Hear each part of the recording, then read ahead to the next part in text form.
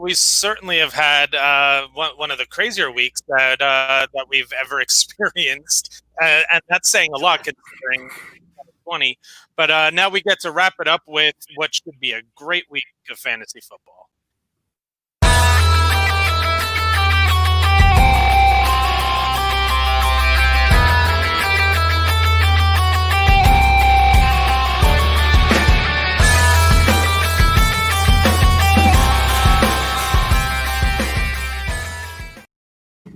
All right, welcome into Back Sports Page Sunday Morning Fantasy. You got myself, Ryan Stern. I'm at rstern33. Helicopter over my house.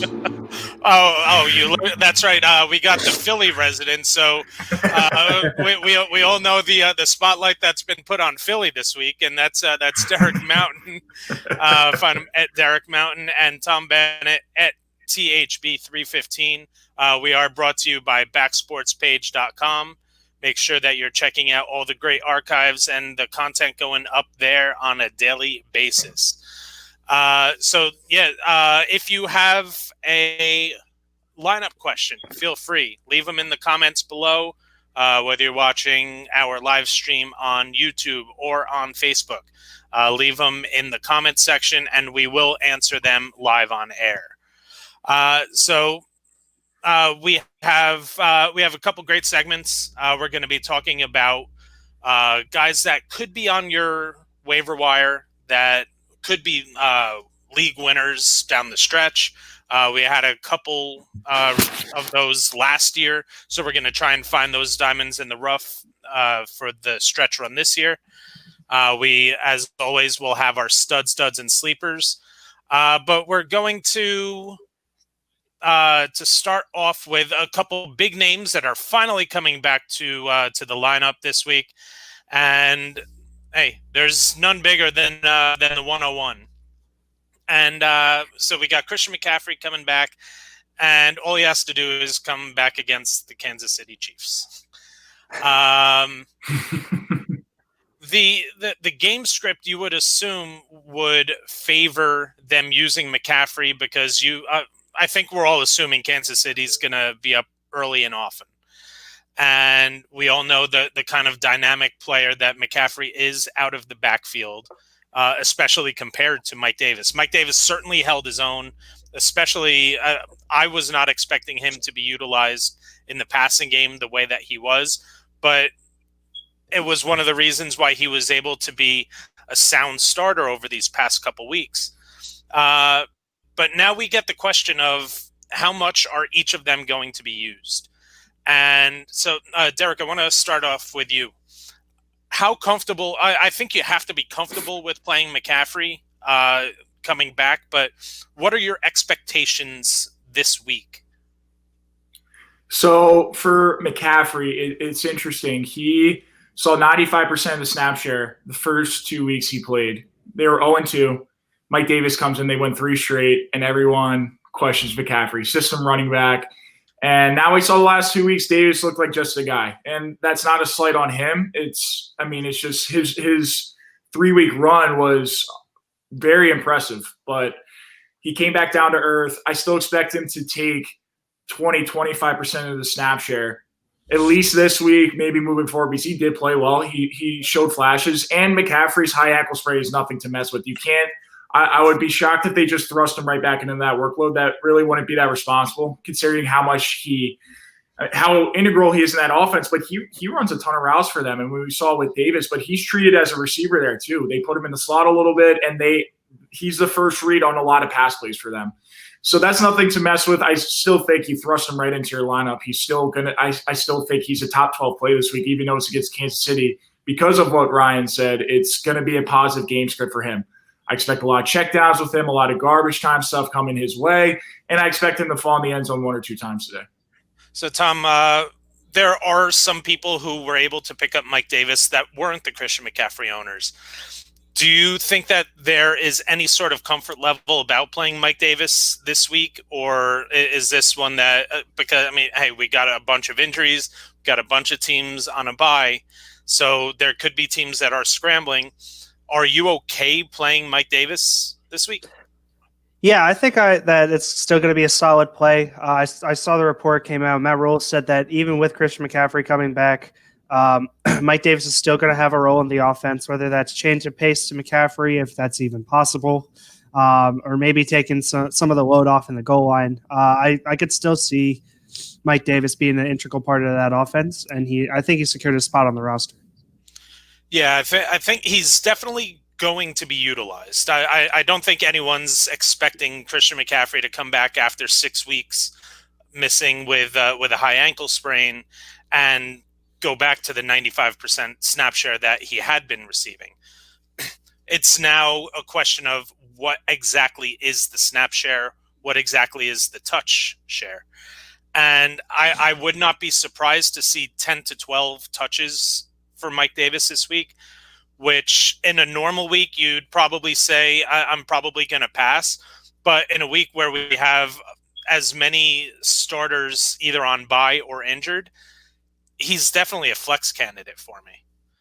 The next one we have, as represented by Tom with his jersey, we got Michael Thomas coming back finally, and he gets to go up against the only team he's played so far this year, a team that held him to 3 catches for 17 yards. And there was the issue with Drew Brees and him potentially having a shoulder injury, which, you know what, it says a lot about what has happened so far this year. I mean, we haven't seen Drew Brees really pushing it downfield over the past couple of years, but his average depth of target is 33rd in the NFL right now. There, I mean, that's not what I would call good. So, but Michael Thomas doesn't need a deep depth of target in order to be successful. It is a tough matchup. I am expecting Carlton Davis to play a lot against him this week, and I think you sort of have to play Michael Thomas. But what are your expectations? And Tom, we'll start off with you. Yeah, so I was one of the poor souls that drafted him in the first round in one of my leagues, and I've been sitting here waiting for this guy to come back, and it's finally here, and I have him, I think, as my flex just in case like he doesn't play today for another disciplinary reason or something like that. And frankly, I'm not that comfortable playing him this week. You know, you mentioned Drew Brees has his injury to his shoulder, and that's going to, you know, it should bode well for Michael Thomas, who runs a lot of slants and doesn't really throw it, doesn't really go that far. But if Brees gets out, I don't think Taysom Hill is the same quarterback. I don't think he's going to be looking for those slant routes. And I really question whether or not he's going to be able to be that big ball receiver or the deep ball receiver. Derek, how about you? Yeah, I would temper my expectations this week. You have to play him, but in DFS lineups, I would stay far away from him. It is a bad matchup. Carlton Davis and Jamel Dean on the other side. If they decide to shadow with Davis, he gave him issues week 1, but Jamel Dean holds his own too. And it's just matchup-wise, it's not good for Michael Thomas. These are big, long corners who sit on these short to intermediate routes really well. They have great ball skills. They're susceptible to double moves as we've seen the past couple of weeks, but that's not Michael Thomas's game. It's quick game, get it out fast. As Tom said, slant routes, crossers, stuff, easy throws for Drew Brees that I think that this Bucs defense is absolutely going to be sitting on and daring them to throw over the top. You have to play him, though, in your fantasy leagues. I do think Michael Thomas will be absolutely fired up on a Sunday night game, and I still think he'll save himself with a lot of catches, especially in your PPR leagues. But I don't think we're going to see 2019 Michael Thomas 12 for 130 for 2 touchdowns, that kind of night. I just don't see it. No, I can easily see a stat line of like 7 catches for 58 yards.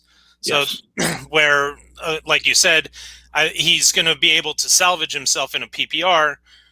In a standard, it may be a little bit more difficult, and he's not the prototypical red zone target, even though he has scored a bunch of touchdowns. He someone like a Jared Cook, I think I would look to be a better play, especially with the Tampa defense. The one place that they have been susceptible this year has been to the tight end. So I do like Jared Cook, but they're going to need Alvin Kamara to get established early on. We saw the Giants somehow be able to establish a run against the stout front of the Tampa Bay Buccaneers.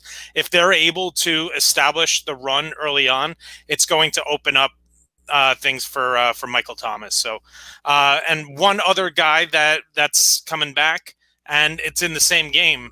And on this side of the ball, there are a lot more questions than Michael Thomas is going to have to deal with. You got Chris Godwin coming back. You have Mike Evans, who's still there. We also have Antonio Brown making his debut in Tampa. Gronk is getting more and more involved as the weeks go along. Scotty Miller isn't going to disappear because he's the prototypical player that Tom Brady likes to throw to.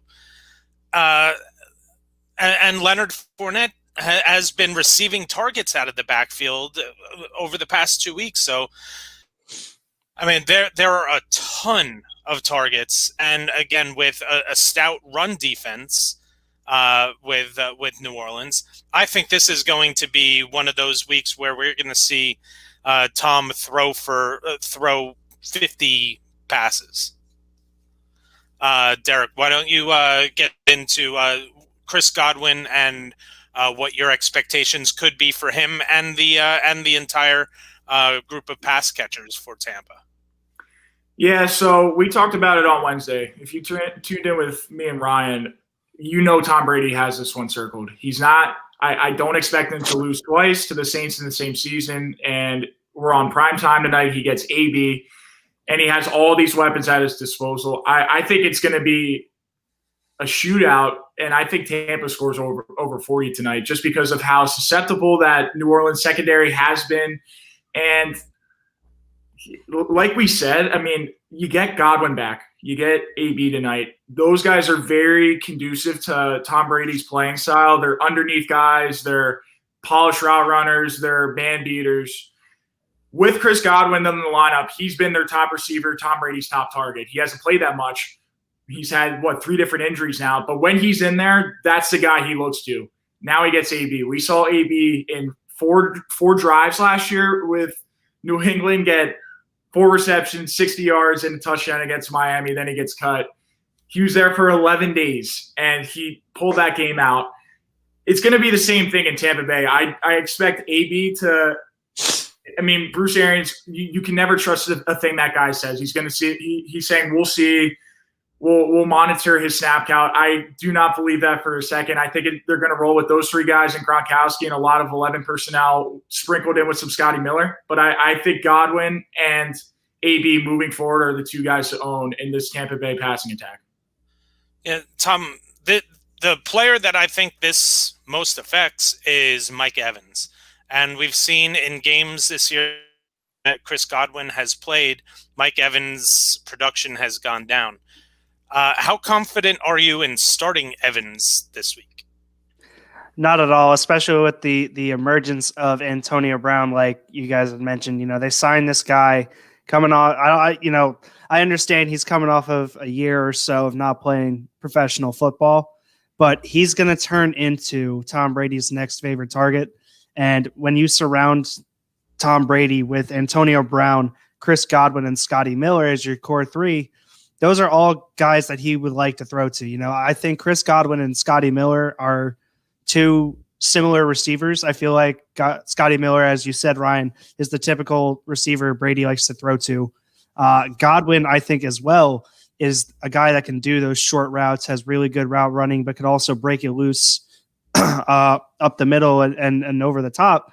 And then, Antonio Brown, again, kind of does a little bit of everything. I feel he's better at the deep ball than the other 2, But if you surround him with those three, those are all guys that Brady is going to love throwing to. And Evans is going to kind of fade out into the back, and he's going to be a guy that they send out there for the red zone or when they're inside the 10 or the 5 that they could just lob the ball up to. And he's going to become very touchdown dependent. And I can see him getting phased out of the offense. Yeah, I mean, and for someone who has Mike Evans on a dynasty roster, the last thing I wanted to see was Antonio Brown sign with Tom Brady. Mike Evans has now become a flex for me. Luckily, I have enough depth to handle. And this isn't even, Derek, this isn't even the league that I was talking to you about the other day. I was there too. That was crazy. Yeah, I do have a league where Deontay Johnson is my 5th wide receiver. I mean, it's crazy. I've read that and I was like, what? Yeah. I mean, luckily with I had to have the depth with Michael Thomas and dealing with the Deontay Johnson injuries and Kenny Golladay injuries. I mean, so luckily the depth has come into play this year. All right, we are going to now get into waiver wire league winners. These are going to be guys that are at least 50. We're assuming at least 50% available in most leagues. That could be available. That could break out the second half of the year and be a league winner for you. So, Derek, why don't you lead us off? Okay, so a running back that I've had my eye on, and I actually expected him to get more of a share by now, but I think has the potential to assume the starting role, is Brian Hill in Atlanta. Now, Todd Gurley, talk about touchdown dependent. That guy is a top 10 PPR running back, but it is not a pretty sight.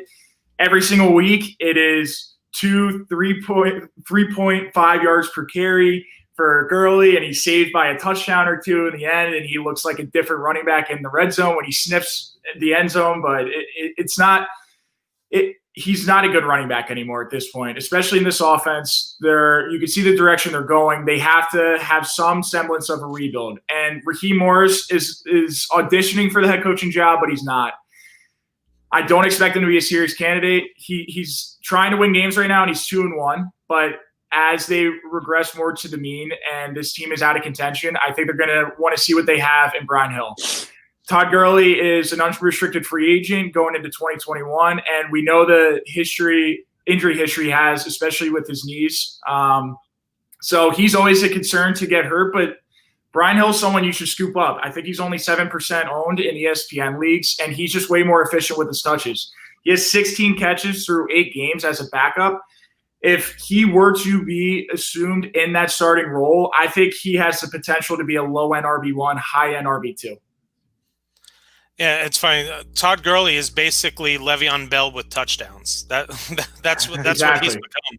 And it's a good offense. I mean, they have a good old line, and that passing attack speaks for itself. It's not like he's going into a dire situation if Hill were to be thrust into that role. Yeah, absolutely. Tom, who's one guy that you're looking to pick up? A guy that is getting a lot of hype over these past 2 days, Des Bryant. He's entering into one of the best offenses in the league. And, and the defenses are all focusing on the passing game between Mark Andrews and Marquise Brown. And don't even get me started on Marquise Brown. I've had it with that guy. I've thrown fits over that guy this past couple of weeks. But adding in Des Bryant could be exactly what Lamar Jackson needs. He's a big guy who's going to be able to win those one-on-one balls, which Marquise Brown is not. He's a speedster. He's a smaller guy. He's used to stretching the field and getting open.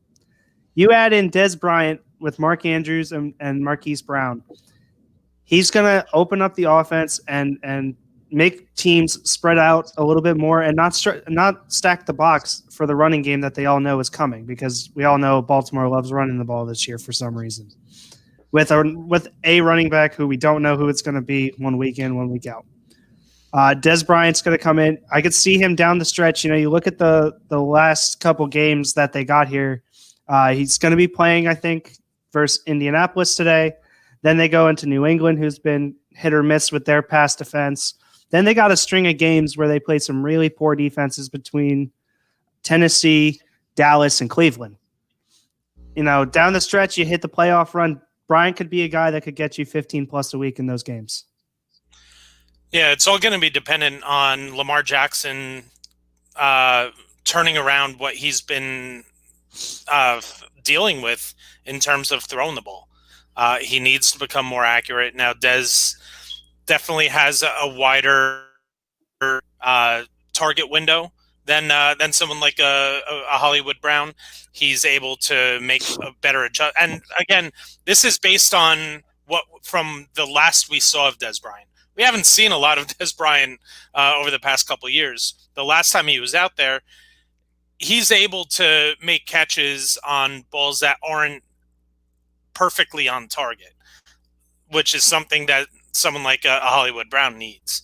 So he's definitely one of those guys who could be a league winner.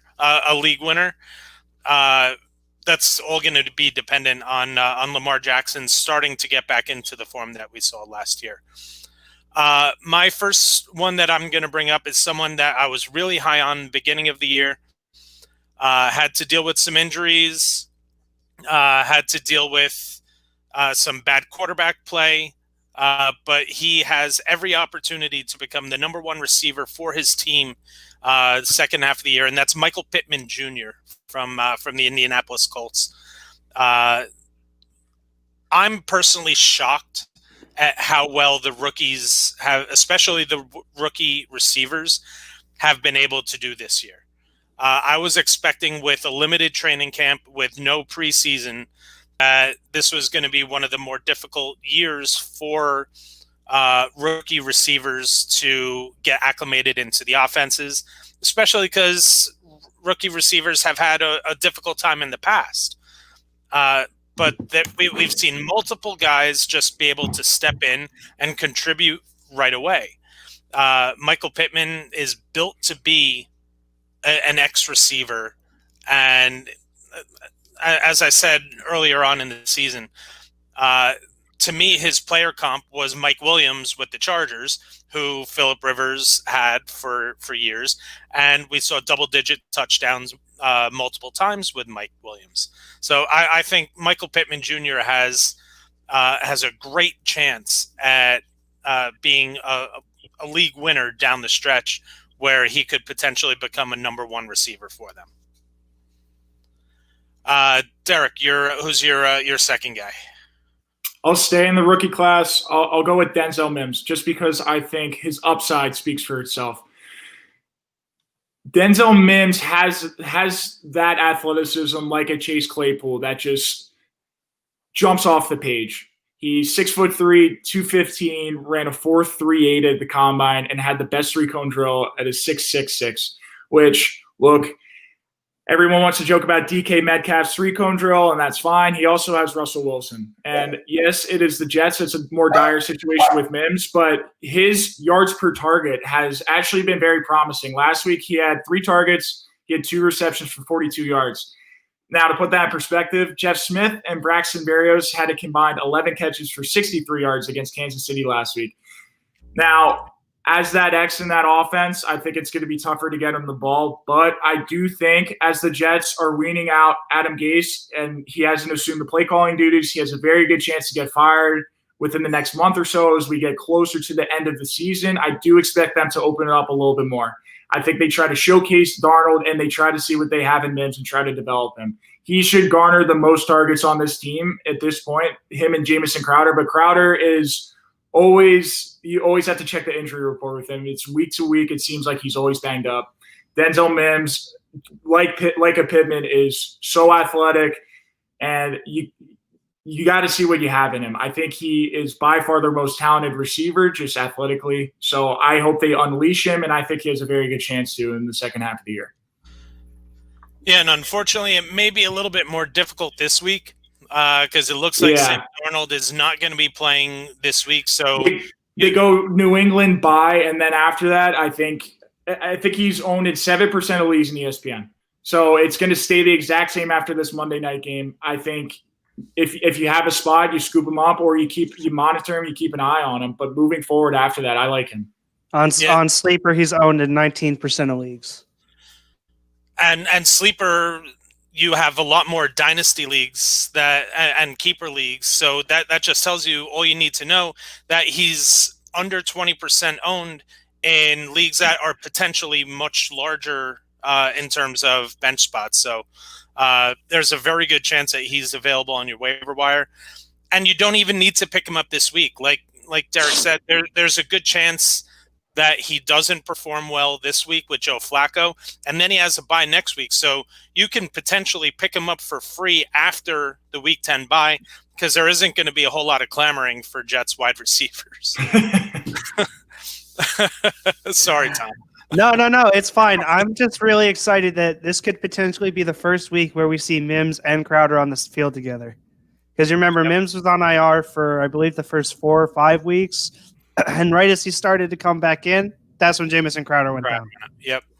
All right, who's your second guy, Tom? Yeah, so I got a guy here who I think you said the number was 50%, Ryan, when we were talking about these guys that are on the waivers or not. A guy that has been getting cut a little too often and too frequently for me is Mike Gesicki, especially at a position that is not very deep and is very top-heavy at tight end. Gesicki is considered a boomer bust, I think, at this point. Very touchdown dependent, and with Tua coming in, it doesn't look like it's going to be pretty for the passing game. But Gesicki is one where I might take the risk on him solely because Tua's going to need to throw the ball to somebody, and it didn't really look like it was anyone specific last week. This is, like I said, this is a very boomer bust pick, even before you take into consider Tua.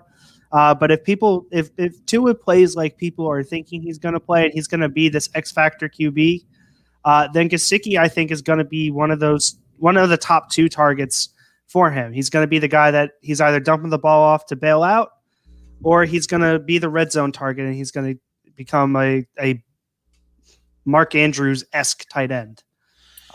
So if you're looking for a tight end, that's a guy you could pick up with some pretty good matchups the rest of the way as well. Mike Gesicki should be a guy that you could be comfortable starting week in, week out. But there's, for some reason, and again, if you've followed the Zero Technique podcast, if you followed this, you know how I've been hammering for how well the Dolphins have been so far this year. They use Adam Shaheen and Durham Smythe just way too much for someone when you have someone like a Mike Gesicki for you to be comfortable with. So I think we need to see Tua start to utilize him between the 20s, because we all know that he's a good red zone target. We need to see him be utilized in between the 20s as well. I'm with Tom. I think he's definitely worth a dart throw as a tight end at this point. Absolutely. Just because the common theme with these waiver wire league winners is you find talent. Now, it's a question of whether they get that opportunity, but I do believe in Mike Gesicki's talent. He's 6'5", and he's a legitimate 4-5 guy, and we saw him unleashed at the end of last year. And they traded Isaiah Ford before the deadline, the one guy who was stealing snaps away from him in the slot. I think the Dolphins are struggling on how to use him in Chan Gailey because he's not a Y inline true tight end. He's a big slot, if we're going to call it how it is. And some coaches see that and they get mad at a guy that looks like that refuses to block, or you can embrace him and use him as the weapon that he should be.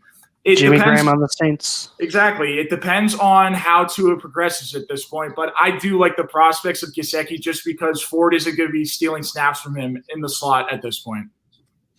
Yeah, absolutely. My final guy is somebody that I don't know how long you'll be able to use him, but there is a chance that it could be longer than what some people may be expecting. And I know with I picked up Myles Gaskin in a couple leagues, and he's been carrying me in some of them. But now he's out at a minimum 3 weeks. He was placed on short-term IR with an MCL sprain. there's a chance that gets extended. And some of you may be thinking I'm going Jordan Howard. No. I'm going with the guy, especially this week. I'm expecting the Dolphins to potentially be playing from behind. And when you're playing from behind, you do not use Jordan Howard. It's just not something you do. What they're going to do is use Patrick Laird. I think Laird is going to be heavily utilized over the next minimum 3 weeks. And he can really help you over the course of these next couple of weeks in terms of buys, in terms of filling in for injured players. So that's definitely someone. He's going to be utilized in the passing game. I know that they want to get Lynn Bowden incorporated into the offense, but Laird has the familiarity. He played a lot at the end of last year and looked really good when he was out there. So I think that with that familiarity, it will lean towards Laird being the better play. With how scarce the running back pool is, the waiver wire is at this point in the season, I think everyone had to have learned their lessons with guys like James Robinson, Myles Gaskin. If you're an RB1 or a guy who's going to see a lot of snaps at the running back position, you scoop him up if you can. Patrick Laird does have a skill set where he can play every single down. He can catch, he can pass block, he's tough in between the tackles. So it's what you said, Brian. I think you take a flyer on him and you see how it goes. But Jordan Howard's been a healthy scratch in a couple games this year. He's just a goal line guy for them. Yeah, and obviously he's going to be utilized on first and some second downs between the 20s, just because I don't know how comfortable they are of just automatically giving Laird 20 to 25 touches a week. Jordan Howard is capable of that, but he's nothing special. And there's a reason why he has been a healthy scratch. So, again, if you have any questions about your lineup, leave them in the comments below. We will answer them live on air. And we will now get into our studs, duds, and sleepers of the week. And starting off with our studs, and we will begin with quarterbacks. Derek, lead us off. I'm going to circle back to Josh Allen. I have been a big proponent of him, and in the first month of the season, he made me look like a genius. And in the last month, it has been he's scaled back a little bit, but I still think this guy is going to finish as a top 3 quarterback in the end of the year, and I think it starts today. The theme that we saw, I think, in what makes this Bills offense go and why Josh Allen has fallen off the past month has been the absence of John Brown.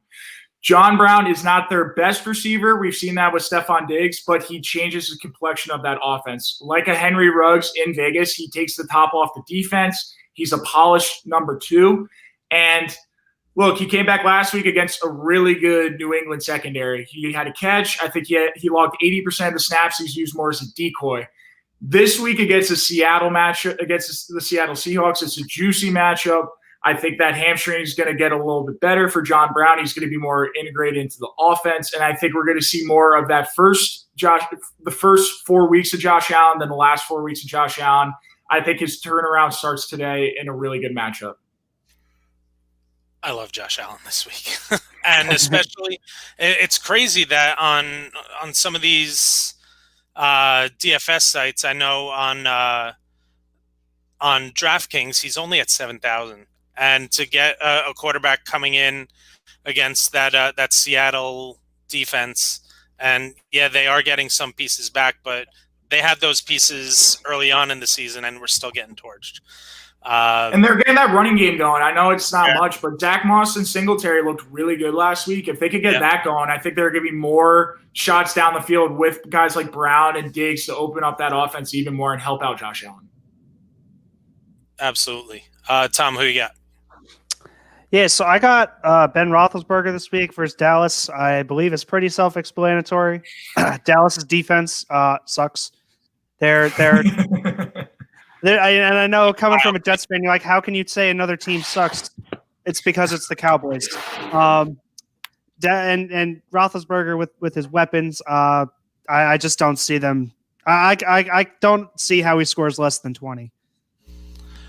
Yeah. I mean, you can pick on any part of the Pittsburgh offense and say that they're going to be a stud. And he's got his full arsenal of receivers. Yeah.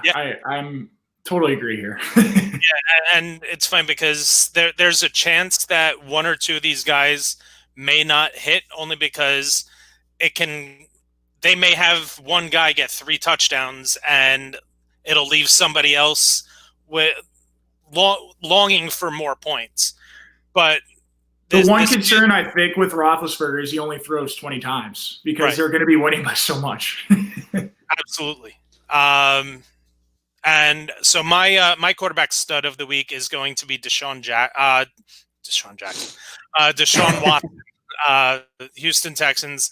We're starting to see him play on a more consistent basis, the way that we've seen him in the past. He's got his full arsenal. Will Fuller has been able to stay on the field, stay healthy, and has turned into a pretty reliable wide receiver 1.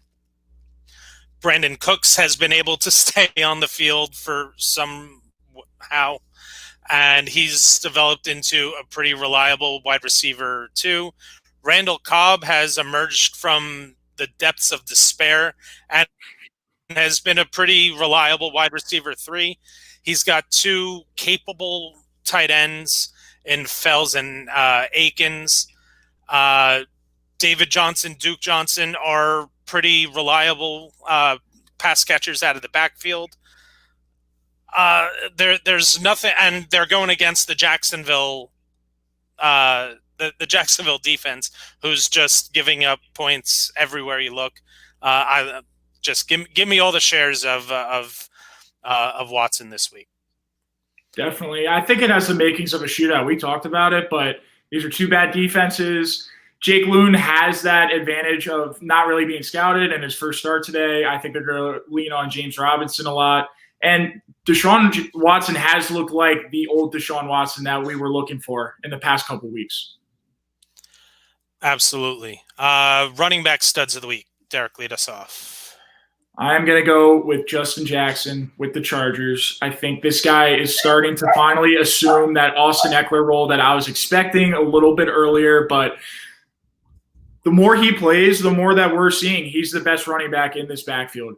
He fits this offense perfectly. He's a great pass catcher out of the backfield, and he's very elusive. As we've talked about, Josh Kelly just looks uninspiring in that backfield. Troy Maine Pope stole some snaps from Justin Jackson. It looks pretty good last week. He's listed as doubtful this week. He doesn't go. Justin Jackson is going to log 65% of these snaps today in a really good matchup against Vegas. They're 28th in points allowed against running backs this season. And I think there are going to be a ton of points today in that game. Carr versus Herbert. Every single game Herbert's played, and it's been a shootout. Justin Jackson got 18 points last week and hasn't even scored yet. His floor is really high. I think he has a floor of 15 points. And if he gets into the end zone today, he's going to score over 20 points today.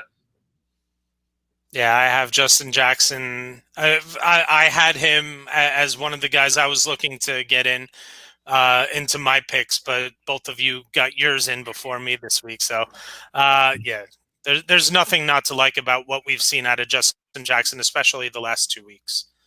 Tom, who you got?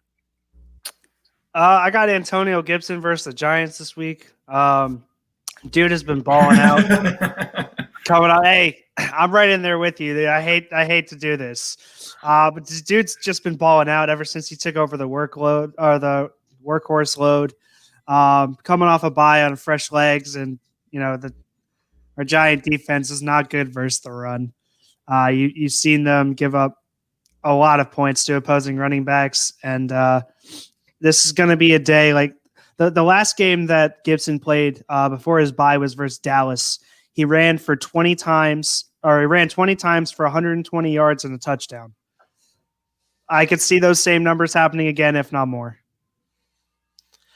Yeah, I mean, hey, the Giants held the Patriots 2 running backs to a combined 75 yards last week.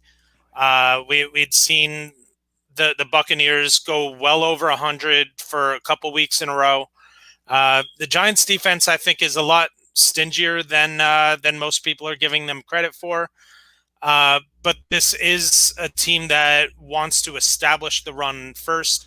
Obviously, they don't have Tom Brady to fall back on to get them out of a first half deficit. So, and with his 3-down skill set, he can obviously be used at any point of the game. I just think it may be a little bit of a tougher matchup than some people think. My running back stud of the week, and this is someone that I was shocked neither one of you took in either your studs or your sleepers. I absolutely love Chase Edmonds this week. We're not going to see Kenyon Drake. The Miami passing defense has been really good. The rushing defense is still in the bottom half of the league.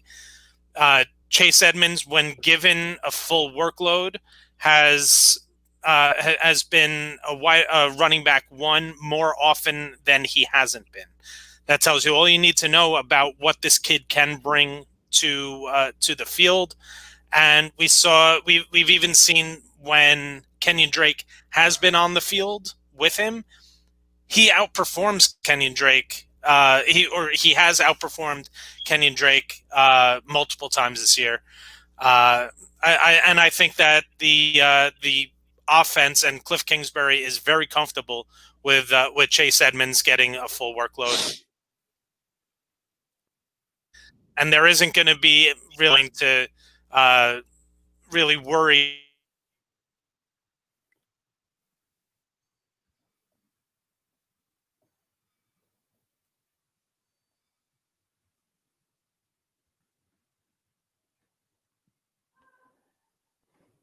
All right. Is Ryan frozen for you too? Yeah. I was hoping it was not. I was hoping it was me. Oh, there you go. Ryan's there back. you go. There you go. Sorry. Was there? We didn't hear the end of your Chase Edmonds breakdown. It was basically that saying that I think he's going to receive a minimum 90%.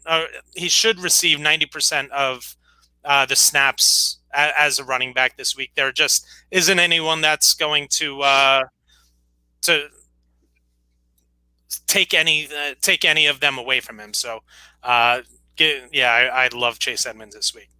I'm surprised that they didn't phase out Drake earlier, honestly. I'm totally with you. I think Chase Edmonds is going to kill it this week. He just looks way better when they're in there.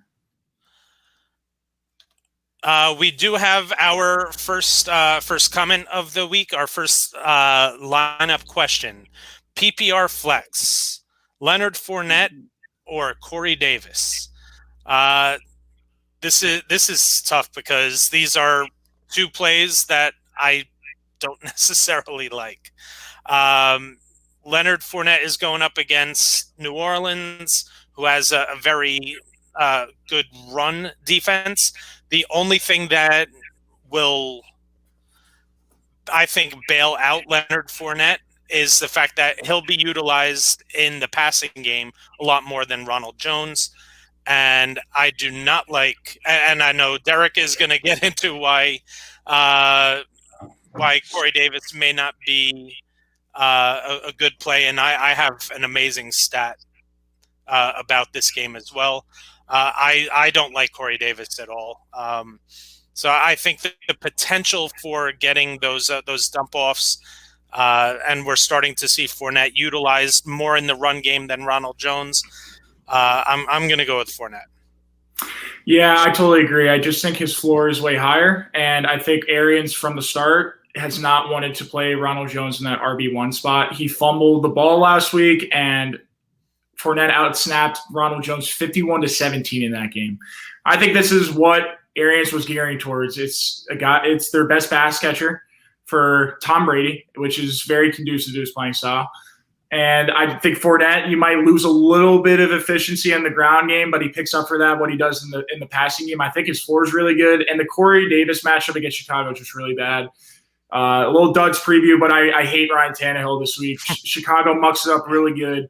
They're really good against opposing quarterbacks. I would stay away from Corey Davis. Yeah, I have to agree. I'd also go Fournette for every reason Ryan just stated.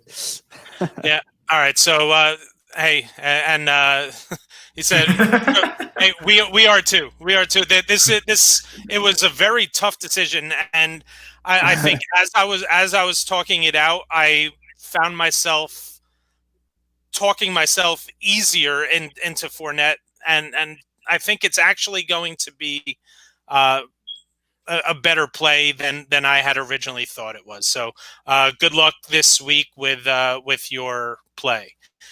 So now we have our wide receiver studs of the week. Derek, lead us off. I'm going to go with Adam Thielen against Detroit. This is a guy that for some reason has been pretty under the radar for how good he's been the past couple of years. He's still the wide receiver 13 this year. He hasn't scored double-digit points only in weeks 2 and week 8 against Indy and Green Bay last week.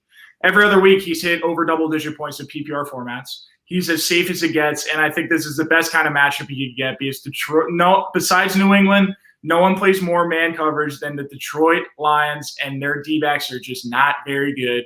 I think Kirk Cousins always looks to Adam Thielen, he's going to especially make a point to do that after last week when he only had 27 yards against Green Bay.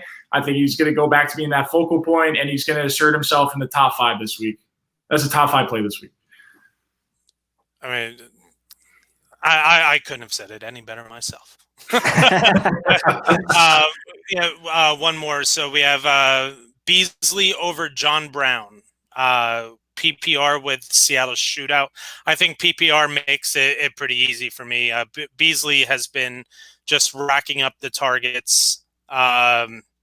Brown, we still don't know exactly how healthy he is. He did sit out Wednesday's practice. Could just be maintenance, but Beasley is definitely the healthier and the one who's been utilized in the offense.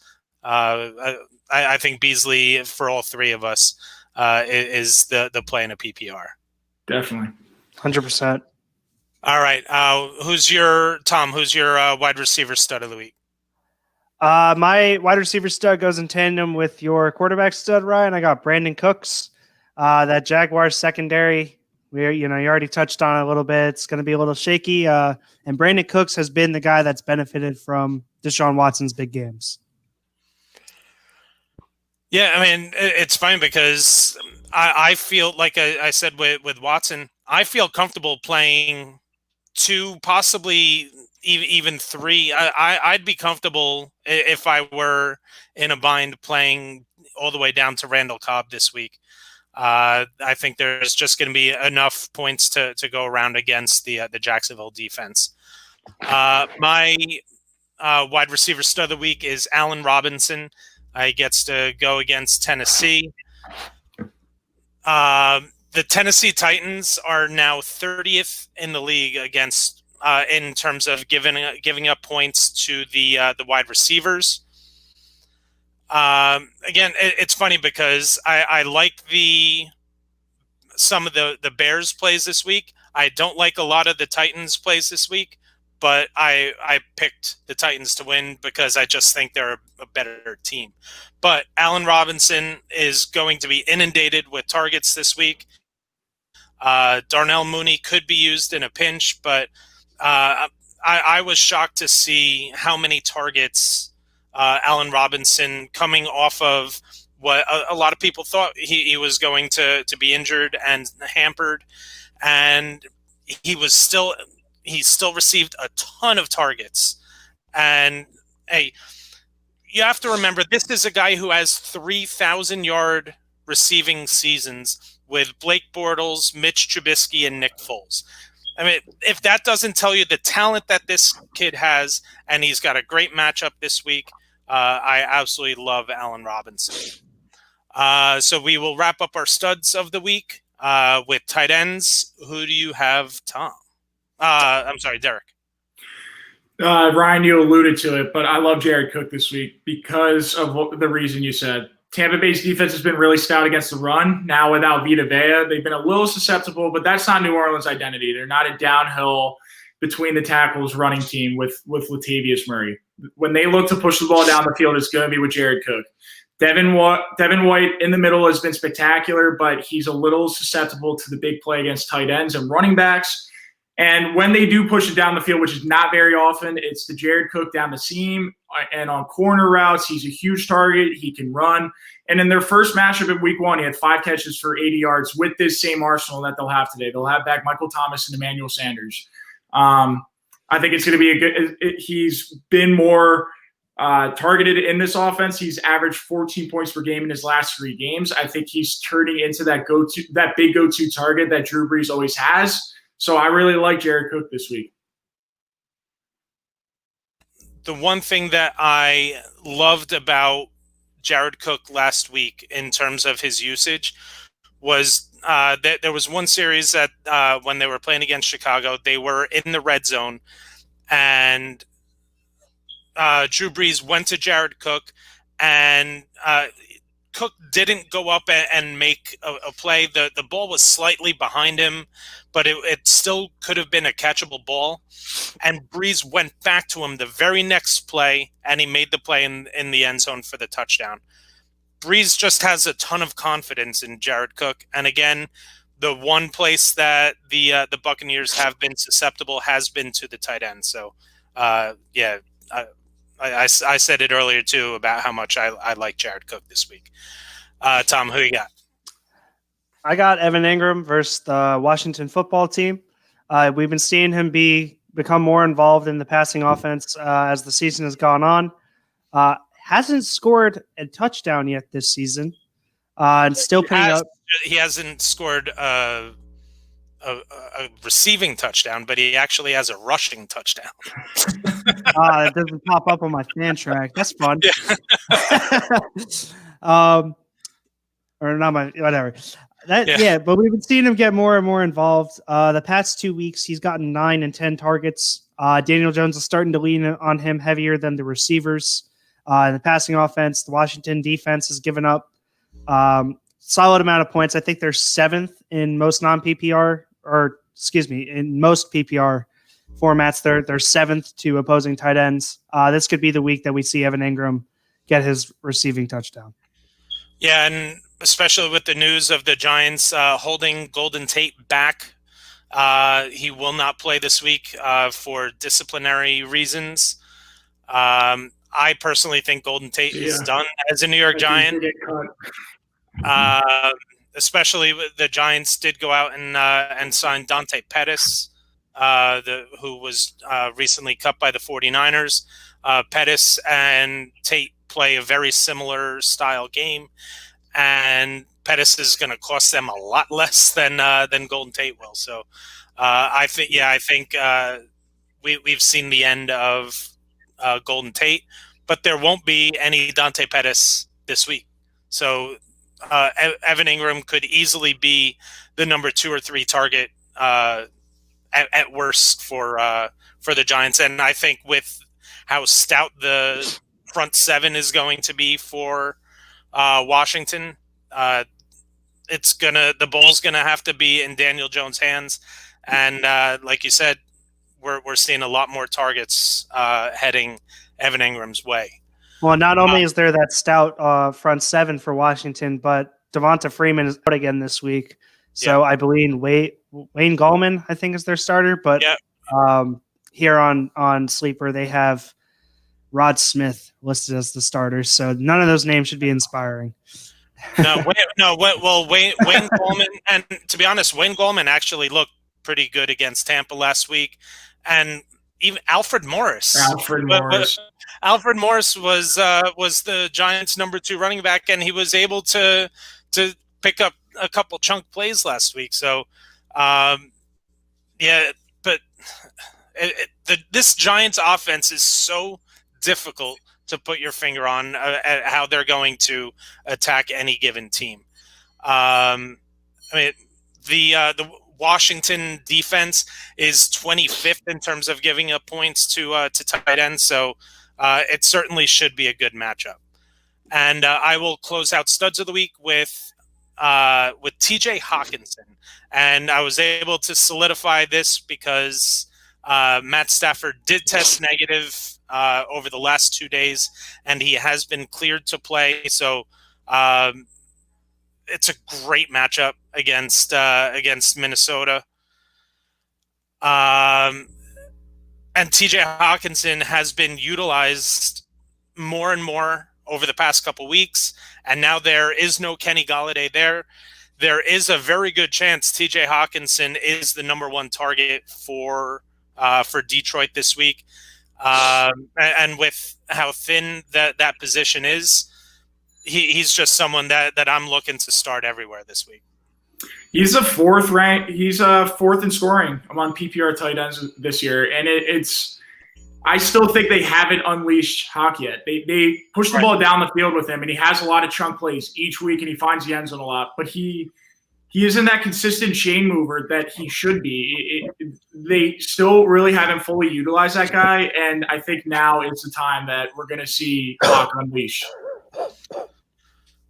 Yeah, I mean, this has the writing on the wall for being his breakout game. Absolutely. I can't wait. I think he's a great play this week too. Yep. All right. So now our duds of the week, quarterbacks. Derek, who you got? I already mentioned it, but I hate Ryan Tannehill this week. I think it is a awful matchup. He has come down to earth the past 2 weeks in their passing attack, but I think that has more to do with the absence of Taylor Lewan at left tackle. O-line has not looked nearly as sound as it did the first couple of weeks. And we know the edges are going to be featuring Khalil Mack and Robert Quinn. This secondary is no joke. We thought that second corner spot going into the year was going to be a question mark. But Jalen Johnson has been an absolute baller. Their second-round pick has been unbelievable. I don't see any mismatches in that favors Tennessee for their passing attack. I think it's going to be a Derrick Henry 30-carry game. Chicago hasn't allowed a quarterback to score more than 20 points this year in standard leagues. That like a ridiculous stat. And they faced some good quarterbacks. And the most notable was that Tom Brady game on Thursday night. They completely bottled him up. But yeah, it's a nightmare matchup. I think they're going to slow the game down and just pound it with Derrick Henry all day. So here was the stat that I was teasing earlier on. The last time that the Chicago defense allowed a QB1, so a top 12 quarterback, was Week 11, 2018. Yeah, that makes sense. We're talking about, this is now Week 9, 2020, so that's 30 weeks since the last time we saw the Chicago defense give up a QB1. And everyone wants to talk about how they're frauds, and they're 5-3, and that offense is just absolutely disgusting. But the defense keeps them in every single game. They slow down every single game.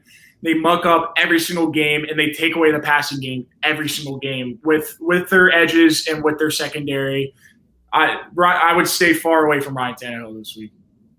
Yeah, and we've seen with the Chicago offense, even though they're not putting up a ton of points, time of possession is still favors them in a bunch of these games because of how they slow the game down. They are able to generate first downs, just not a whole lot of points. So if Tennessee doesn't get that sort of time of possession that we've seen them be able to benefit from, because they like to do the same thing that Chicago does. They like to be the ones that control the ball, control the clock, and make you play from behind. So, I did not like Tannehill. Would have been my dud of the week as well. Tom, who you got? Mine's pretty self-explanatory. Phillip Rivers versus the Ravens. He has not looked good. In the games that he does look good, he has a really bad game after the fact. This is going to be a defensive struggle for both teams. And this is a game that I am really looking forward to watch, but I would stay away almost completely for any fantasy perspectives.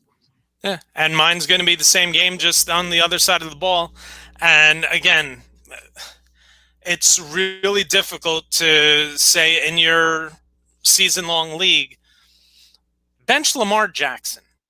But this may be the Lamar Jackson is my dud of the week. I've been alluding to it for a couple weeks now. Lamar Jackson just does not look like he did last year. He's overthrowing balls. His weapons aren't getting open. His number 2 wide receiver is Willie Snead. Sure, Des Bryant may come in and change some things.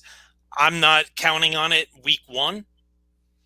And we have not seen him be able to run the ball with as much efficiency this year. And now he's going to have to deal with Darius Leonard. Darius Leonard is the best spy in the entire league. So, I mean, I now have the decision. I'm in a super flex league where my 3 quarterbacks are Lamar Jackson, Justin Herbert, and Matthew Stafford. And as much as I want to sit Stafford, I think right now I may be leaning towards playing Stafford over Lamar Jackson. And the reason why I am thinking about doing it is because I'm in second place. I'm playing the first place, the person who's in first place, and this could eventually, and I'm looking for upside. And I hate going by projections, the Yahoo, who's projected, but I'm looking for upside, and it's projected to be a really close matchup. The matchups are just telling me to lean towards Stafford, so that just tells you how much confidence I have or lack of confidence I have in playing Lamar Jackson this week. Yeah, and the way those games will go, I think it's going to be an absolute dogfight between Baltimore and Indy. It's going to be great defense. It's going to be very low scoring. And I think it's going to be the opposite with Detroit and Minnesota. I think it's going to be a ton of points, ton of passing. And I'll allude to it, but for my sleepers, I'm. Oh, we lost Derek. All right, Derek will join us and finish his comment when we get him back. Tom, who you got for your? We just finished our quarterback duds of the week, so now we will get into our running back duds of the week. Why don't you lead us off? Sure. We kind of already alluded it a little bit earlier. Welcome back. I have no idea what happened there. That was so weird. You want to finish? My up Wi-Fi just shuts down sometimes. Yeah. So I just think that Detroit Minnesota game is gonna be really high scoring. Bad things happen in Philadelphia. Oh my god. You really do. All right. We're done with that. All right. All right. Derek, we'll get back into our regular rotation. Running back duds of the week. I'm gonna go with Zeke. I mean, look, we've dived into the matchup. We know it's a horrible matchup, but he also, he's questionable, and it was something to monitor with his hamstring. And Ian Rappaport, it said yesterday it was likely that he was going to play. But I've also seen ESPN and Yahoo projections projected with 0 points, so I don't know if they know something. But say he were to play today, let's play Ryan's game that he introduced us to last week. Who would you rather have? Because I actually thought this was interesting. I love this game. Who would you rather have this week? Zeke or Clyde Edwards-Helaire? Oh, Jesus. Against Carolina, you have to go Clyde. David Johnson for Zeke. David Johnson, easy. Johnson. I almost chose David Johnson as my stud of the week if I didn't have Deshaun Watson as. We would have literally just been stacked up. We had Watson, Johnson, and I had Cooks. Justin Jackson. Justin Jackson.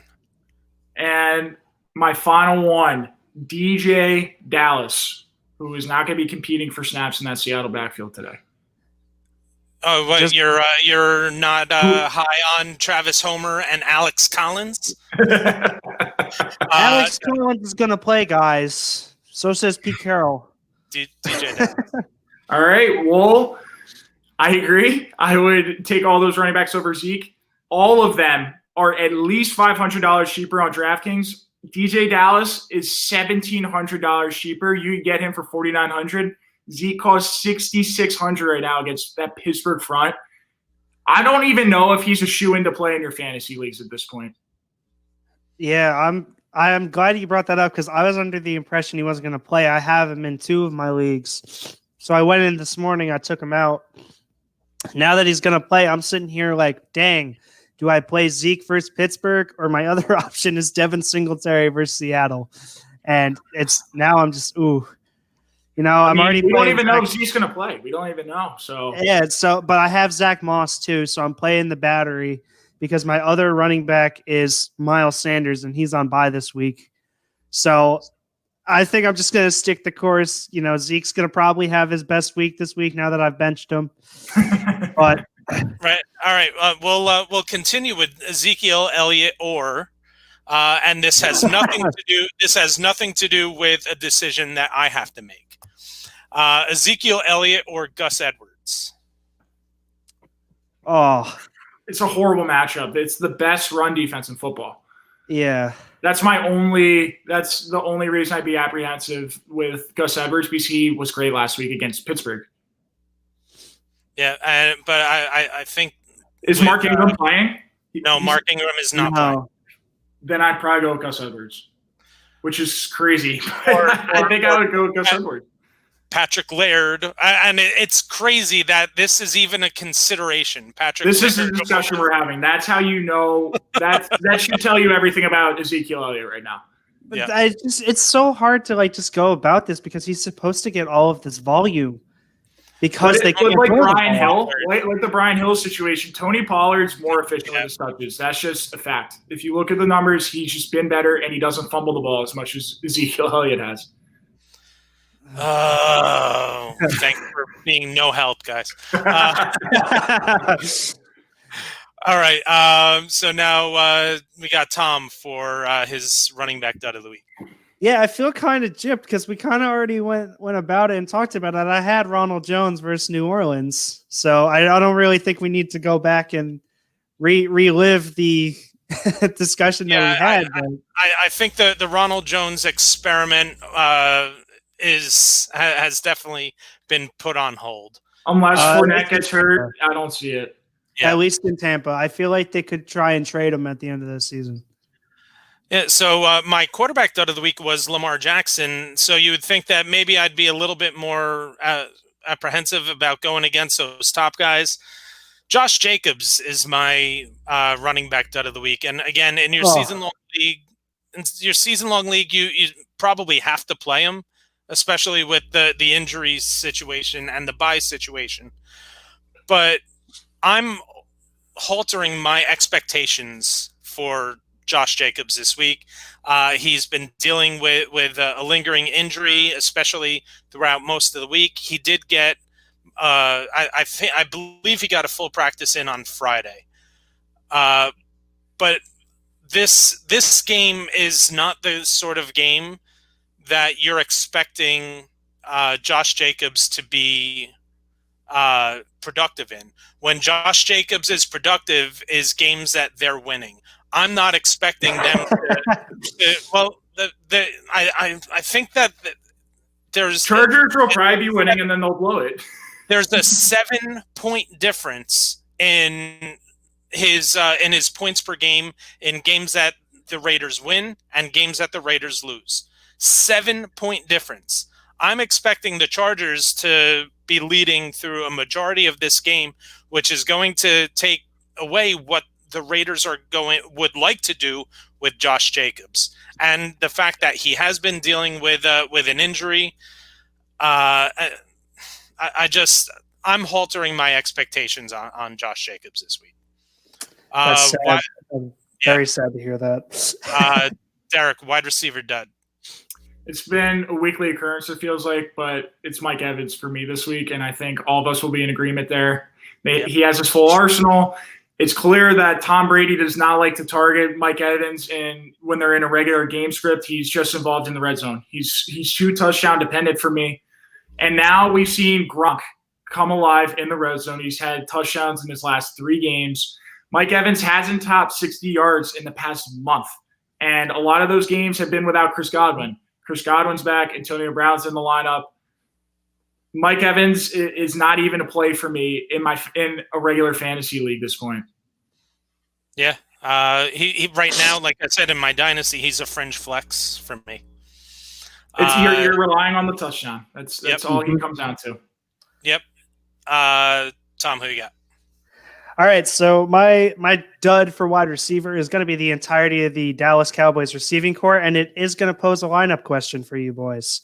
I just got word that the non-cowboy, just the non-cowboy. Well, so I just got word way down the list.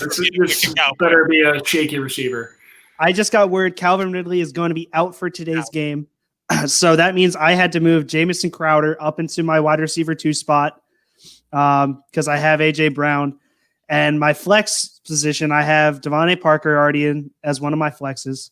So then my bench consists of Amari Cooper, Michael P. Ryan, and Denzel Mims are my bench players.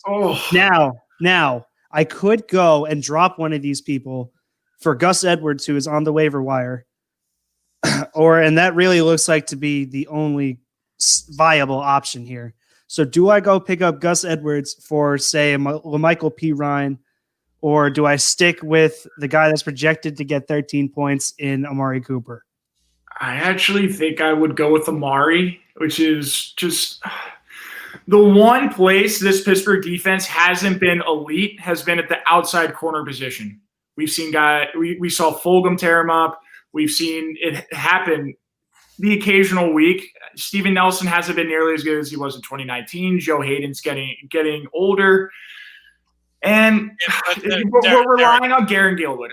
I get it. It's Garrett Gilbert. But they're going to be down by 2 or 3 touchdowns the entire game. They're going to have to throw the ball 40 times.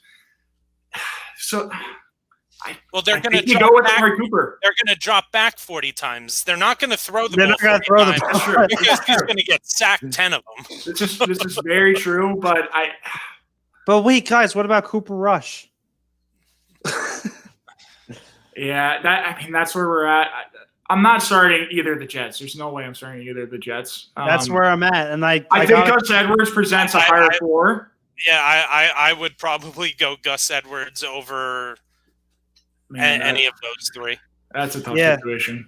And I hate cutting P. Ryan because he's a starting running back, and it's a keeper league, so I'd get him in the 10th if I wanted to keep him and he progresses. But there's no way I can play him this week. No. And that Dallas offense is just a wreck. That we already talked about the Pittsburgh D.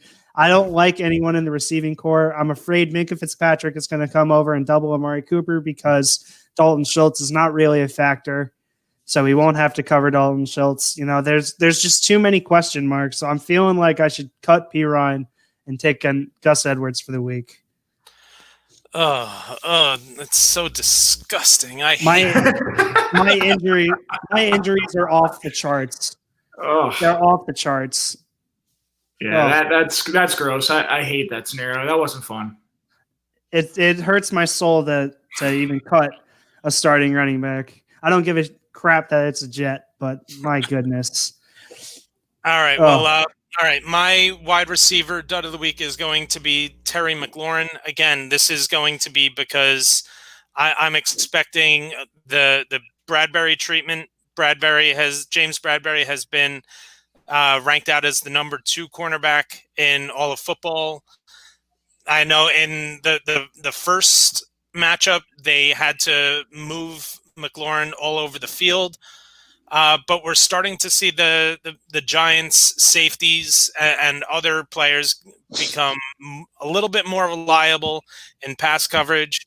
And to me right now, the focus of a defense when going against Washington should be Terry McLaurin. So I think that the Giants are going to look to take away McLaurin, and even on plays where they're able to get him away from Bradbury. So again, it's going to be really tough to sit him in a season-long league. In fact, all four of my duds are guys that are usually considered in the top 12 of their positions. So it's going to be very tough to sit any of them. But I'm altering my expectations for McLaurin. All right, let's get into our tight end duds of the week. And Derek, lead us off. It pains me to go with Jonnu Smith this week, but I have to. It has been really sad to watch Jonnu the last 3 weeks. He's had 4 catches. When Corey Davis is in the lineup, he's just not nearly as involved in the pass game. And look, ever since he rolled that ankle with Houston, he has not looked the same. He's just assumed more of a blocking role for now. If A.J. Brown or Corey Davis go down, maybe he goes back to what we saw in the first 4 weeks. And I think he's a good buy low candidate right now, considering how dire the tight end situation is right now. But I would just stick away from Jonnu Smith for the time being until we see that guy come up again. He's just he doesn't even run that many routes anymore. It's more Ferkser in the passing game for that tight end position. It's actually a pretty good matchup. The Bears have been susceptible to tight ends having big games, but I just expect it to be a downhill run first game for the Tennessee offense. I expect a lot of Derrick Henry and not much from the Tennessee pass catchers today. Yeah, absolutely. It's weird how like I said, I'm down on so many Tennessee plays, but they're going to be the team that I pick to win this one. Tom, who you got? I know I praised him at the beginning of the show, but Mike Gesicki is not a great play this week. The Arizona defense, I think, is going to just swallow up Tua, and I want to see him kind of progress a little and see him throw for more than how many yards did Tua have last week? 93. 93. I want to see him throw for more than 93 yards. He went 12 for 22. I want to see him throw the ball before I trust Gesicki. And I know I was saying I praised him in the beginning of the show, but that was only because it's for the rest of the season. This week is just not a good week for him. Yeah, and Isaiah Simmons has completely changed how that team defends tight ends. Yep. This has been consistently one of the bottom 3 teams in terms of defending the tight ends, and Isaiah Simmons has just completely changed that around.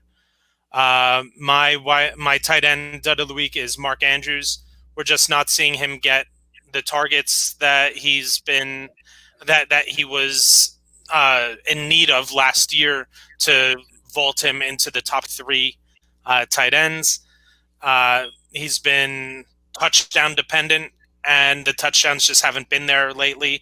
And it's the worst tight end matchup in all of football with Indianapolis. So again, it's so difficult to in your season long league to bench someone like Mark Andrews, but in DFS, there's absolutely no chance I'm having any shares of him this week.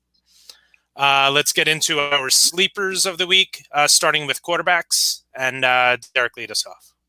This is a guy that I haven't been that high on in general. Me and Ryan really haven't. Preseason, Drew Lock got a ton of hype. He hasn't really met expectations, but he gets the best matchup there is for opposing quarterbacks in the Atlanta Falcons. He has a healthy wide receiving core, finally. And look, that fourth quarter last week was really promising. 160 yards, 3 touchdowns, come from behind win against the Chargers. Yes, I guess the Chargers, but I think now with Judy, Hamler, Tim Patrick, Noah Fant, all back together with Melvin Gordon in that backfield, they're going to unleash Lock a little bit more than they have, and this is the best matchup that there is. I think Lock's a top 15 play this week within QBs if you're looking for that streamer. Yeah, and it's fine because on another league, Superflex league that I had Stafford, where he was going to be questionable most of the week, I was able to find Drew Lock, and I was actually going to be confident in starting him this week. It's a great matchup. I'm gonna go with Stafford, but I wasn't necessarily disappointed about playing Lock this week. Tom, who you got? I'm just trying to pull up this next guy's numbers. I had Drew Lock all pulled up there. Yeah, Derek took him right from underneath me there. I'm going to go with Derek Carr versus the Chargers this week. You talked about Josh Jacobs not maybe having the best game this week, which is going to mean that Derek Carr is going to have to throw the ball. Like you guys talked about, Chargers are probably going to get up early, but they have a tendency to choke some leads. And I don't think it's going to be on Josh Jacobs' behalf. It's going to be through the passing game with Darren Waller, Henry Ruggs, and Nelson Aguilar, and that's all going to come from Carr. Yeah, he's not going to have to deal with the weather that he had to deal with last week, where a lot of us were really high on Derek Carr. He's going to have 72 degrees and no wind. This should be a plus matchup or a positive game script, including a plus matchup for Derek Carr. And yeah, I like a lot of the pieces there too. And one of the things, especially with sleepers, what you want to do, look at the over-under lines that Vegas sets, because a lot of times Vegas knows the games that are going to put up some points, and in those higher scoring games, you tend to find more players that come from the back half of the depth chart that are able to put up some of these points. So someone like a Nelson Aguilar can absolutely put up some points for Derek Carr.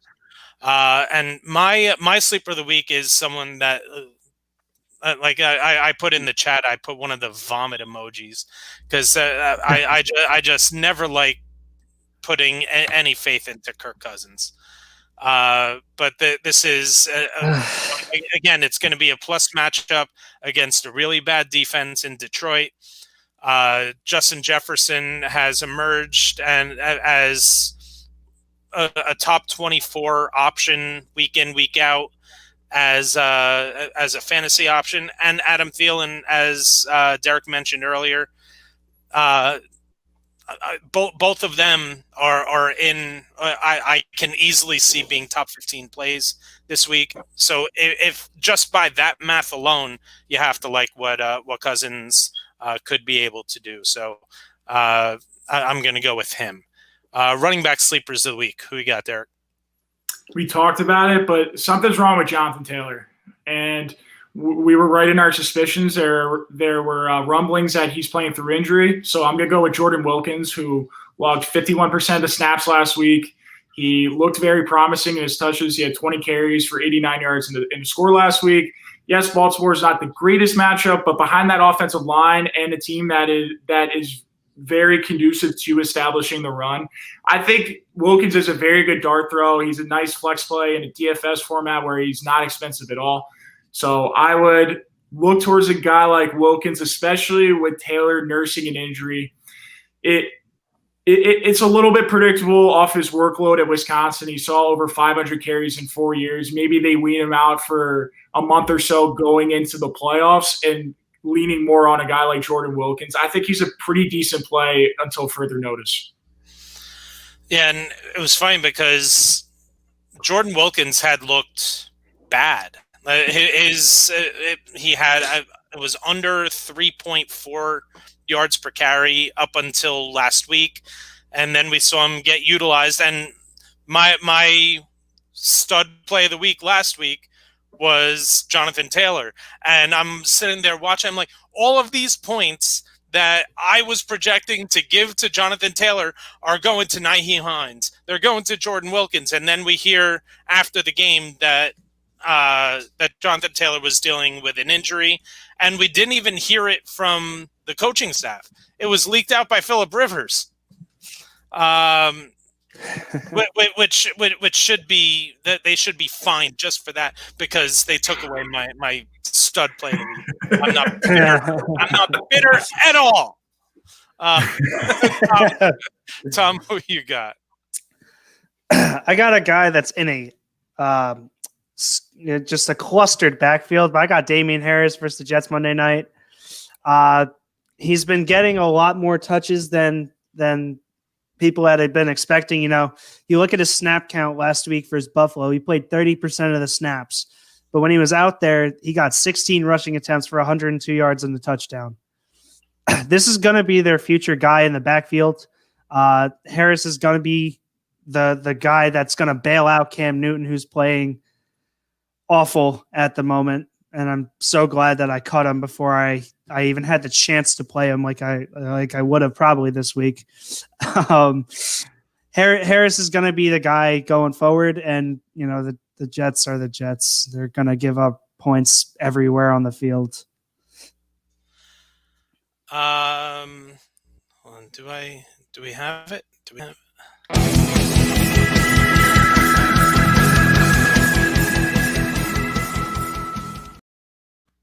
Oh boy. Yeah, well, unfortunately, this has nothing to do with sports, but I have to get this out. The news just came across. Alex Trebek passed away. Oh, wow. Yeah, No. he had been dealing with pancreatic cancer.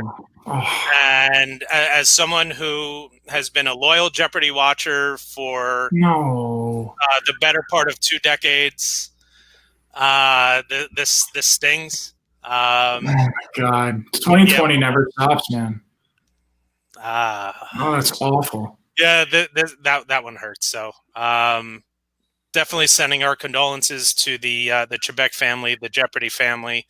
I know the one of the things that really hit home was it was pretty much soon after his diagnosis. There was someone who didn't know the final Jeopardy answer, and instead of leaving it blank, he wrote "We heart you, Alex," and it was very touching. Yeah, that damn, that's heartbreaking. Yeah, this one hurts. All right, back to fantasy football. Oh man. Yeah. My running back sleeper of the weekend. I guess now it may not even be a sleeper of the week, a sleeper, because his name is getting thrown out all over the place. That's DJ Dallas. He's got a great matchup against a Buffalo defense that has been giving up points to the running backs. I don't think there is a whole lot of competition. Sure, Travis Homer, Alex Collins, and there was some inefficiencies last week in terms of yards per carry, but they trust him by the goal line. And when you have those 2 wide receivers with Lockett and Metcalf, there's never going to be a stacked box that DJ Dallas is going to have to run against. So I really like Dallas, and the other guy that I was going to go with is the guy that I brought up in our league winners is Patrick Laird. I think Patrick Laird, especially in DFS, is going to be a bottom feeder in terms of salary. He's someone that can easily get you 3 to 4 times production. So those are my 2 running backs. Derek, who you got for wide receiver? A guy that's going under the radar who I would look towards in DFS if you're looking to go cheap at a position like a wide receiver 3 spot is Marvin Hall. He's going to assume that second wide receiver spot at Detroit with Danny Amendola in the slot and Marvin Jones as the wide receiver 1. With Jones getting that wide receiver 1 attention, I think Hall could break out. He had 113 yards and 4 catches last week against a much stingier Colts defense. This is a guy that is a burner. He's a legit 4-4 guy, and matched up with Matt Stafford's arm talent against a Minnesota defense without 4 of their top corners. I think this matchup is as good as it gets. If you are someone who likes to put one of those positions at under $4,000 and load up the rest of your DFS lineup, I think Hall has a decent chance to break out today. Yeah, and again, this one was definitely going to be dependent on Matt Stafford playing. He is going to play. And without Kenny Golladay, it's going to open, and he doesn't need a lot of targets to be successful. He's in the Mecole Hardman range where he can make his fantasy week on one or two plays. So and we're starting to see him get utilized. We saw after Kenny Golladay went down last week, he was included in the offense. So and again, the great matchup. Tom, who you got?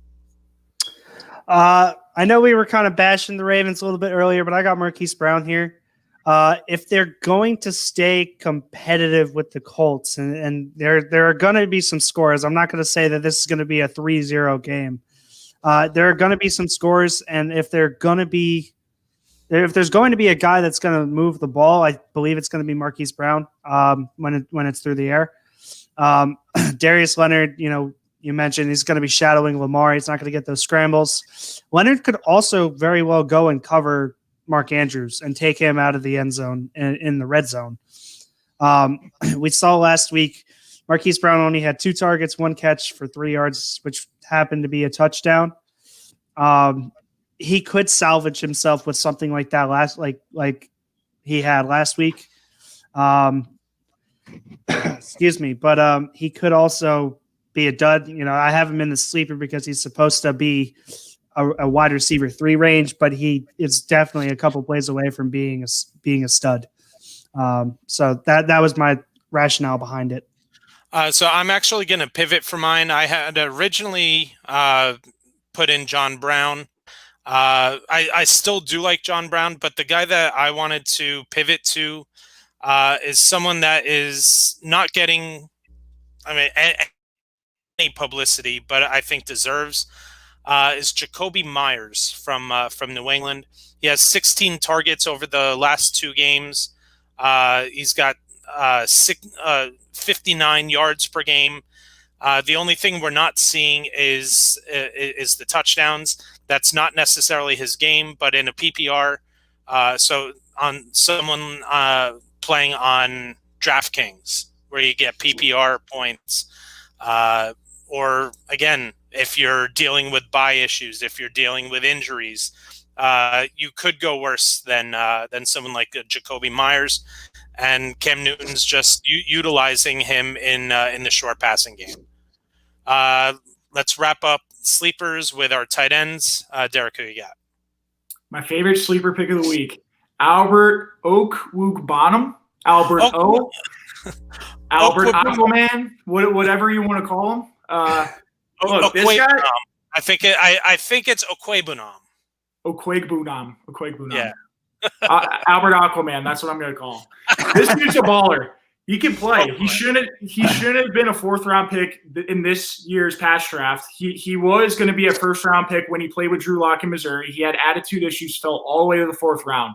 He wasn't dressed in the first few weeks, and he didn't log a catch the first 4 games he played.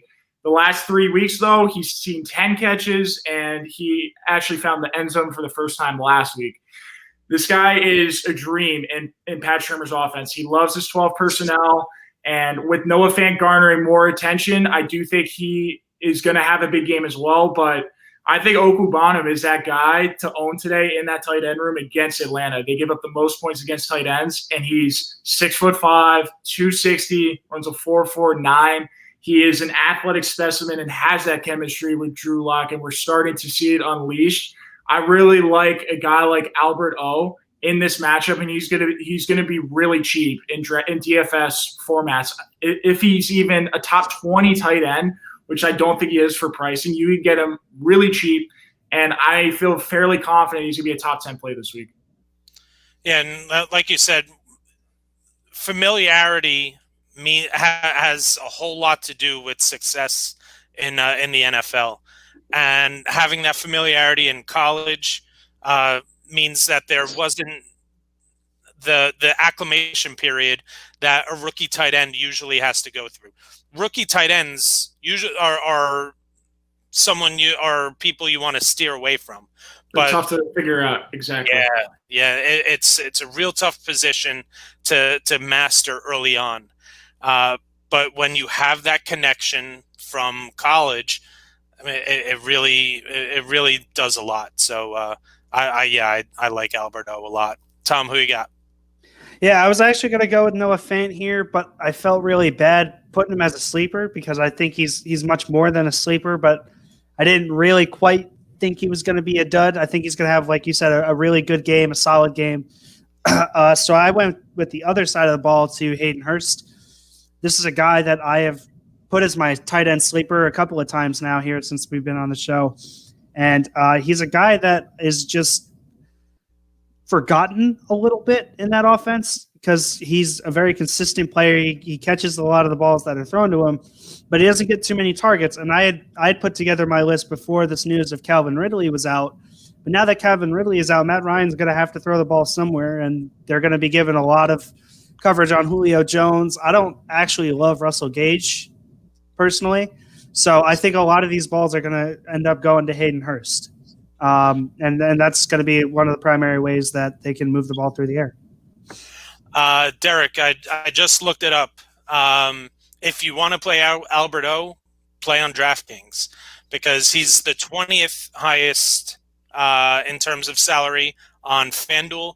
He's the 31st highest in terms of salary on DraftKings. So you're definitely getting the better value over there. So, and that's something that if you're playing DFS, you have to be aware of. And obviously, Alberto isn't the PPR machine that usually on a DraftKings you're going to get the benefit from. But if you really like a player, look and see the price differences between the different sites and build your lineups that way. So I will wrap up the sleepers of the week with my tight end, which is going to be Trey Burton. This is a crowded tight end room. We've seen at different points all three indie tight ends have breakout weeks, but recently it's been Trey Burton, especially in the red zone. Mo Ali Cox has not been utilized down there. I know he has been dealing with an injury. But Trey Burton, he's someone who we've seen burst in the past.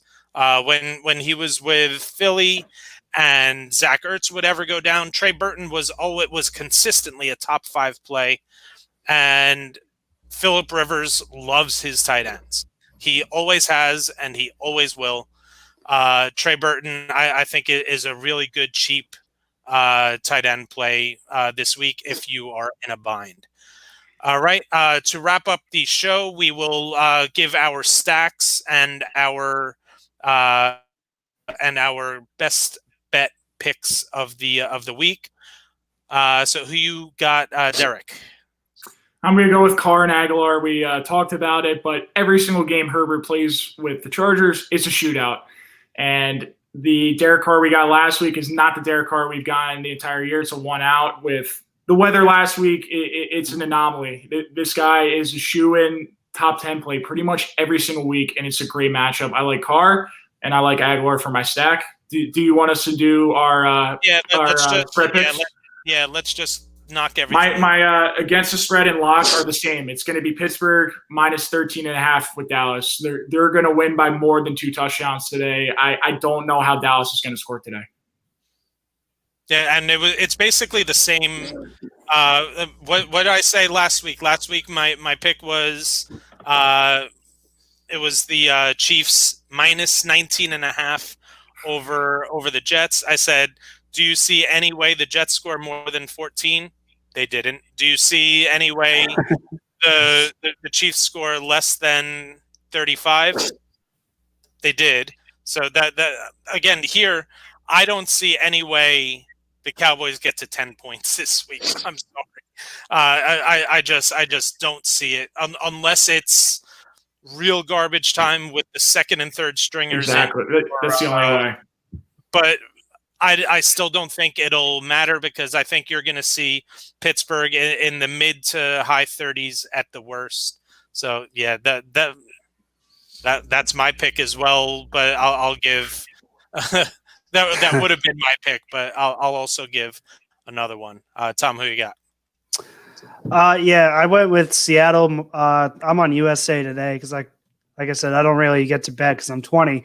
I'm on USA Today. I got Seattle -3 over Buffalo for my sticking with the spread, and then my straight up pick. I actually went Detroit over Minnesota. And who's your stack of the week?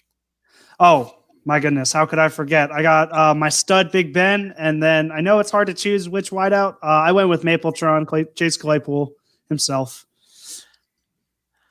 So my stack of the week is going to be Deshaun Watson and Will Fuller. I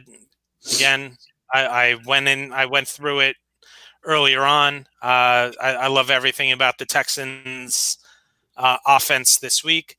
They're also going to be my straight up pick, and my against the spread is going to be the Giants +2.5.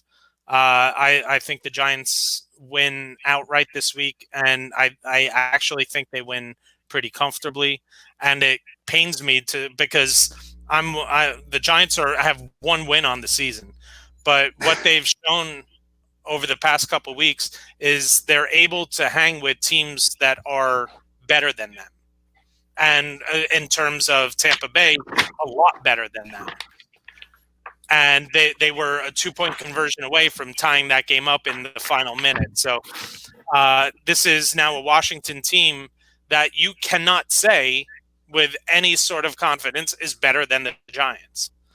And I think we're going to start to see this is Daniel Jones. If he wants to put any sort of confidence in this front office to stick with him next season, he needs to win games like this. And so it's going to be, and what the Giants need to do is they need to come out of the second in the third quarter, come out of halftime with better adjustment. We've seen the Giants with first half leads quite often this year, and they've let those leads dissipate. Other teams have been able to make adjustments, but the Giants just haven't. All right, so before we wrap up today's show, we do have one question. Full PPR, Juju or DJ Moore, and then David Montgomery or Justin Jackson. So I'm assuming this is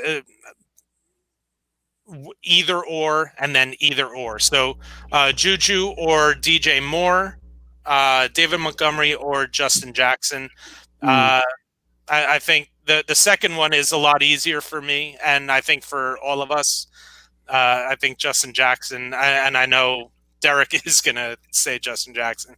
Tom, you as well? That's a real close one for me, but I probably give the tip of the hat to Justin Jackson, but I really like David Montgomery. It's really hard for me to say bench him over Justin Jackson, but yeah, I would have to end up going that way too.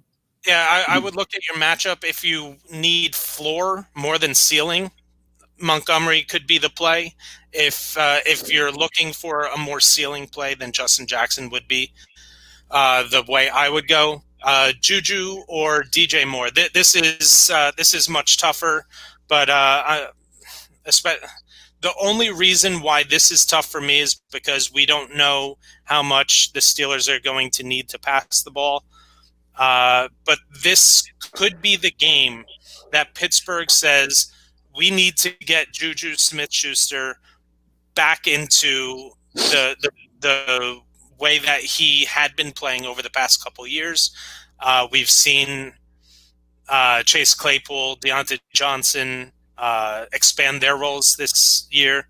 This could be the week that Juju gets more involved, and I think DJ Moore is going to get the fuller treatment against KC. So I'm going to say Juju. I'm going to go with DJ, actually, just because of what Ryan said is the game script I'm worried about. And look, Juju's a free agent at the end of this year. I think they're phasing him out. I think that they're gearing towards a Deontay Johnson, Chase Claypool offense. And look, I don't think they're going to need to throw the ball today, and I think Carolina is going to need to throw the ball today. I know they haven't really featured DJ Moore as much as we'd like to see, but I do think Teddy Bridgewater is going to have over 40 attempts today. Oh, man, both are really good points. I was sold on Juju until Derek talked. Man, I was going to overlook the fact that they wouldn't have to pass the ball. I didn't realize Juju was a free agent this year. God.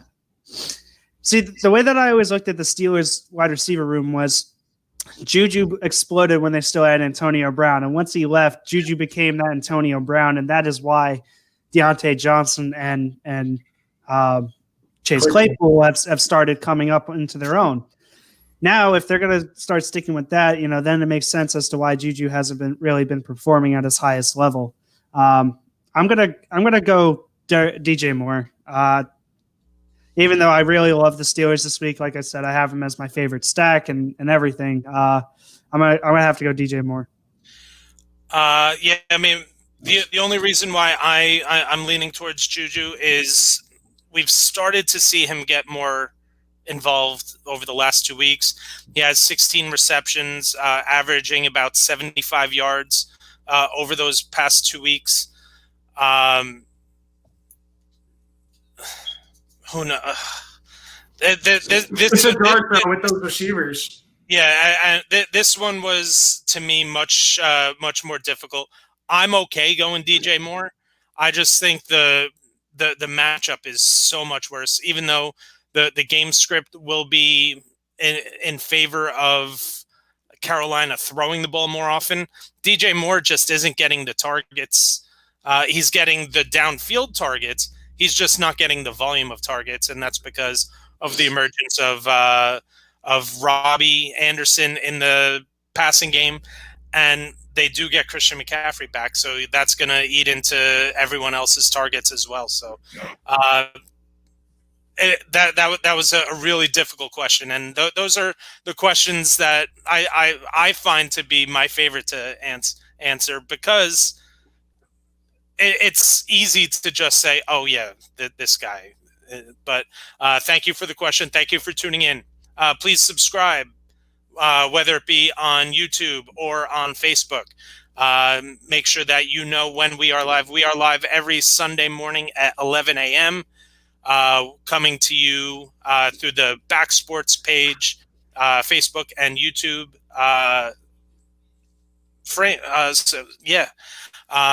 Thank you to everyone for leaving your questions, for joining us this week. Follow us on Twitter. I'm at rsturden33. Derek is at Derek Mountain.